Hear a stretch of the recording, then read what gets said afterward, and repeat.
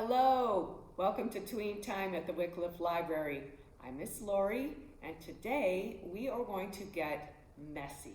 And when I say messy, I mean really messy. We are going to create, well, what was supposed to look like an egg, yarn wrapped, glue yarn wrapped eggs. And when we take the balloon out of our yarn wrapping, we will have a beautiful decoration for you to have for possibly your Easter table or just for spring. So in order to get started, this is what you're going to need. You're going to need glue and a lot of it. So what I've done, I've taken this, I think it's about 8 ounces of glue and poured it into a bowl. Straight up glue. We're not going to water it down or anything. Just pour the whole thing in there, or as much of it as you can, into your bowl. So we have glue. I'm using a fork. It makes it maybe a little less messy. You're going to need a balloon, blown up, sort of. Whatever size you have, obviously is going to let you know how much yarn you're going to need depending on how much you want your balloon covered. We had here at the library, I think these were 9-inch balloons, so I just partially blew them up. Again, it doesn't matter. It doesn't matter what color yarn you have, it doesn't matter what size balloon you have, but you need balloons, you need glue, you need yarn, and it's helpful if you have a fork. So let's get started. This is what we do once your balloon is blown up. There are actually 2 different ways you could do this. I found that even though one way is messier than the other, the messier way turns out a better balloon or design. So we're going to do the messy way, and then I'll explain to you what the less messy way is. So you have your balloon, and you just leave it on your covered table. I have, you can see I have a bunch of newspaper here because again, it gets really messy. Take one of your strings of yarn, which by the way, I have 3 different colors of yarn here.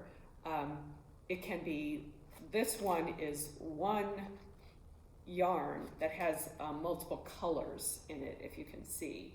There's multiple colors, so that was kind of nice that I didn't have to mess around with different colors. But for this one today, I cut lengths of maybe 18 inches, and it doesn't matter, I didn't measure it, I just pulled and cut.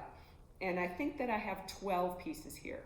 You're probably gonna want more than that, but really what we're gonna do is just get started, and I'm gonna show you how to do it. Once you do it, you need to let it set at least 24 hours. So obviously we're not going to just sit and watch the glue dry, which is why I have this one here, because I did this one the other day, and we will together see if it worked. So you take your string, your yarn, and you just dunk it in the glue. So I'm just gonna kind of mix it around like spaghetti in my glue here. Get it totally soaked. I don't know if you can see, it's just one big glob in there. So you've got it soaked, and kind of pull it out. If it turns out something like that, that's okay, you're gonna separate it with your fork. Find the end, and this is where it gets nice and gross, and take the tines of your fork. So by that I mean the little separated pieces there, and run the glued yarn through it, and that will kind of take a big chunk of that glue. You can see that big glob that's falling off there. That will take the glue off. Be careful because the yarn is going to swing. I found this out the other day when I was doing the first one. The yarn will swing, and it will swing back at you and glue you. Just know that it's gonna happen. So you take your balloon and you just kind of wrap it all the way around there. You can either spin the balloon like I'm doing, or just take your fingers and just wrap it any which way, okay? So there's your first piece of yarn. Put it down,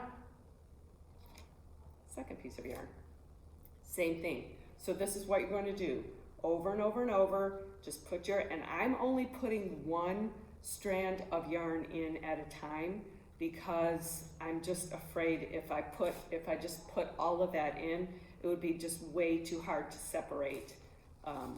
And you'd end up with big knots of yarn, and you really don't want that. So obviously you want it gluey, but you don't want it so gluey that it's gonna take a week to dry. So you just run it through the fork, and remember, hold it as still as you can so that it doesn't whack you in the face, and just any old way make your design on your balloon.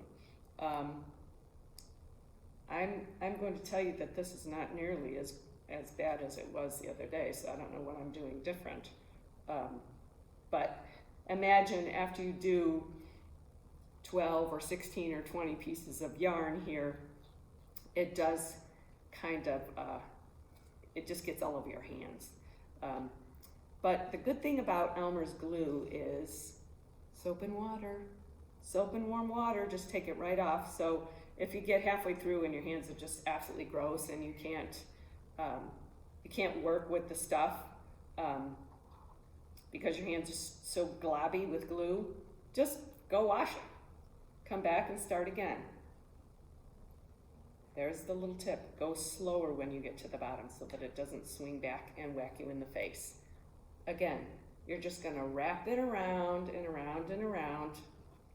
And it's so gluey, it won't come unstuck. So you see what I've got here. All right, so that's what you do with the rest of your strands, is you just continue to wrap around and around and around and make whatever kind of pattern you want. But clearly, the more you glue, the more you get around, the more of a sphere it's going to look like once we pop the balloon and take the balloon out. So let me quickly show you the other one I did and how I did it. And then we will pop the balloon and see if our craft worked.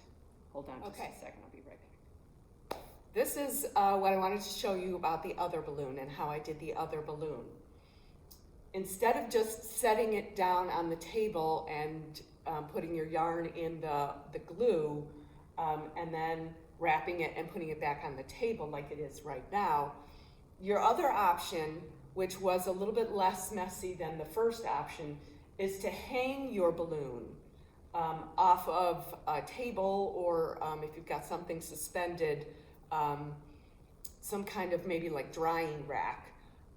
If you could suspend it, then you would do the same thing with the glue and the fork, but you would take your glued yarn then, and as it's hanging here, you would wrap it this way, you know, instead of picking it up and twirling it. It's already suspended, and then that way when you put it down, after a while, when you keep putting it down, the glue gets kind of everywhere, and every time you pick it up, there's more glue all over the balloon, and then it gets kind of soggy. So there's your option, is to do it hanging like I did with this one, or just keep putting it down.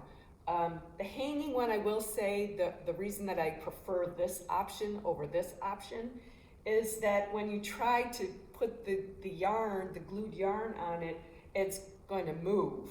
So a lot of time you're putting it on and it's kind of swinging around. So, and you can see that I didn't get as good crossover as I did on the other one. So this one, I feel, even though it was less messy, I feel like the outcome isn't going to be as good. But I can already tell that it's not as gluey because I have already started to disentangle the balloon from the glue, from the glued yarn, and you can see, I'm not sure if you can see, I'm gonna crawl up here. You can see the glue that's on the balloon here because it got really, really gluey.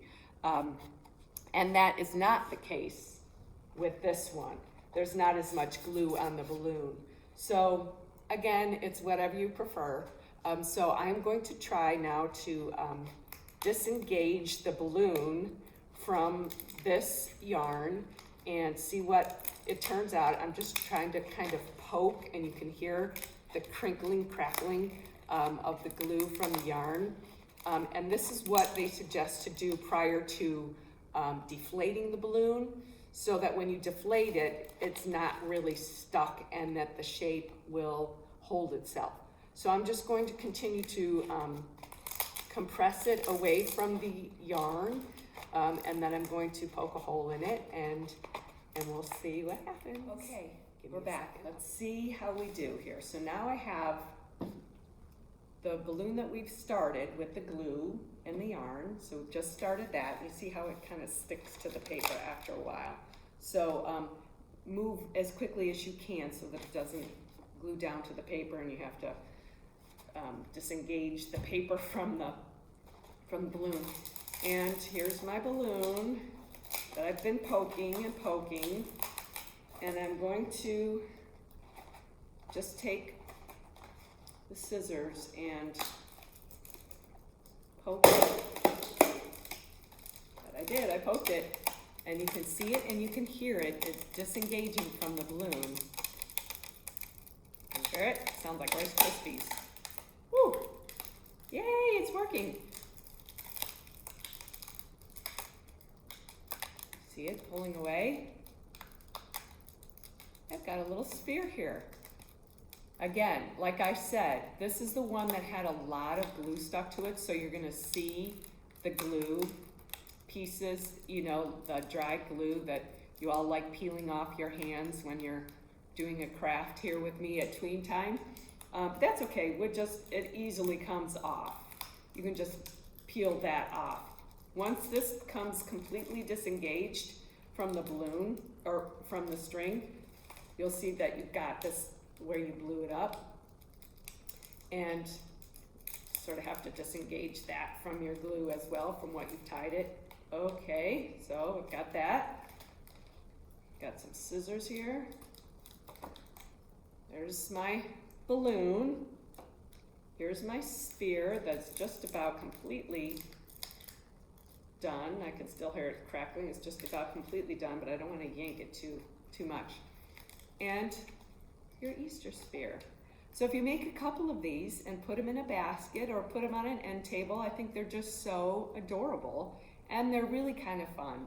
As messy as they are, they're really kind of fun to do. So happy Easter, happy spring, and enjoy making your gluey yarn Easter balls, Easter eggs. Thank you.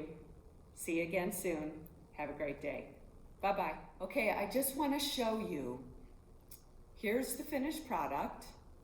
Here's the balloon that I pulled out of it, right? So it's kind of goopy, it's kind of gluey, but it's all out. The finished product, this is the one I have yet to do. This is the one that we were working on. I wanted to let you know that when you feel like you're finished with your glue and it's all goopy, hang it. So if you don't originally hang it to put your string on it, you should hang it in order for it to dry completely all the way around. So if you haven't put a piece of yarn on it while you're working on it, like I have not done that with this one yet, when you're through, use some tape, hang it on the edge of your table with an extra piece of yarn. So just take the yarn, tie it one time around, it will hold, and hang it from suspended. Put some paper or something underneath if you've got hardwood or carpet underneath your table to make sure it doesn't drip at all, and give it at least 24 hours. This is 48, but at 24 it probably was ready to go, but just to be sure I waited an extra day. So you'll know if you go and you feel it and it still feels a little bit damp or a little bit gluey. Don't do it yet. Wait until it's hard and you can feel that it's hard, and then you'll get a really nice completed craft. So I wanted to make sure that I reminded you to hang it in order to dry and give it at least 24 hours. Thank you.